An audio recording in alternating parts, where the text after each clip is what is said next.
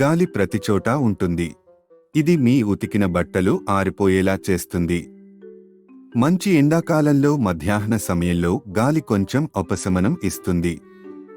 మీకు తెలుసా, ఇదే గాలి ఎడారి మొత్తాన్ని ఇక్కడి నుండి అక్కడికి తీసుకువెళ్ళగలుగుతుంది. గాలే తనతో పాటు ఋతుపవనాలను తీసుకొని వస్తుంది మరియు కొన్నిసార్లు అదే గాలి శక్తివంతమైన తుఫానులకు కూడా కారణమవుతుంది. నిజంగా గాలి అంత శక్తివంతమైనదా? ఇదంతా దాని వేగంతో జరుగుతుంది. అయితే గాలి ఎంత వేగంగా వీస్తోందో మనకు ఎలా తెలుస్తుంది? మనం దానిని కొలవగలమా? అవును, తప్పకుండా. ఇదే ఈరోజు మీ ఛాలెంజ్. ఒక గాలి వేగాన్ని కొలిచే పరికరం అనగా ఎనిమోమీటర్ తయారు చేయడం. అది గాలి వేగాన్ని కొలుస్తుంది. అయితే ఇప్పుడు పుస్తకాలలో మరియు ఇంటర్నెట్లో వెతకండి, పెద్దవాళ్లని అడగండి, ప్రయోగం చేయండి మరియు మీ పరిసరాలలో ఉన్న వస్తువులను ఉపయోగించి ఎనిమోమీటర్ను తయారు చేయండి.